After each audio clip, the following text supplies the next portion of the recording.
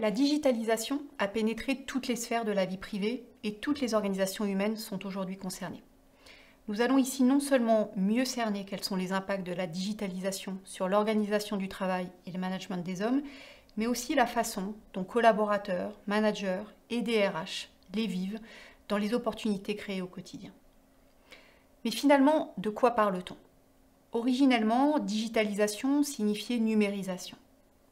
Aujourd'hui, le terme s'emploie dans 3 acceptions. Les nouveaux usages des consommateurs, les nouveaux objets connectés qui envahissent la vie de tous les jours, et plus globalement, elle est employée aussi pour désigner la transformation digitale de la société au sens large et des entreprises en particulier. La digitalisation et l'hyperconnectivité qui en découlent ont 3 conséquences majeures. L'abolition des distances et des frontières hiérarchiques, l'abolition des frontières temporelles et l'abolition des frontières géographiques. Les outils numériques professionnels sont désormais nombreux. Messagerie professionnelle, ordinateur, smartphone ou tablette, intranet d'entreprise, tous permettent aux salariés d'être connectés et joignables en tout lieu et à toute heure.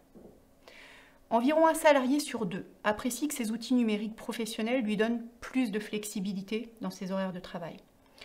D'autres avantages du numérique sont pointés par les salariés. Réactivité, autonomie, organisation du travail, gestion des urgences ou encore coopération entre collègues.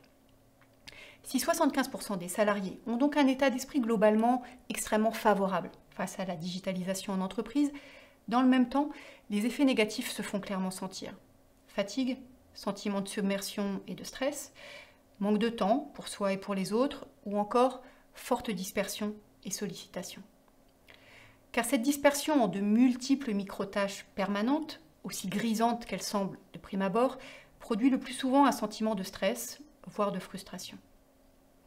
Sur tous ces sujets, les RH estiment qu'ils vont devoir mettre en place un certain nombre d'actions d'accompagnement des managers afin de les sensibiliser aux nouvelles technologies et aux nouveaux outils numériques, afin de leur permettre d'échanger entre eux sur les bonnes pratiques à développer, afin de les former aux nouveaux modes de communication et de management, afin de les alerter sur les risques pour la santé, mais aussi afin de les encourager à détecter les potentiels digitaux au sein de leurs équipes.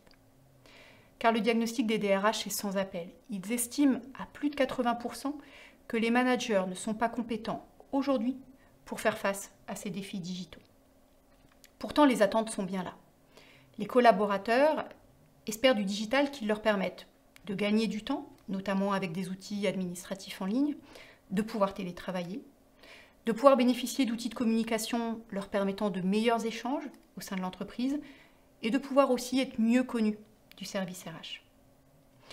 La digitalisation en entreprise revêt donc de formidables opportunités de communication, d'organisation du travail, d'autonomie, de rapidité. Et dans le même temps, des risques forts sur le délitement du collectif et la détérioration de la qualité de la vie au travail.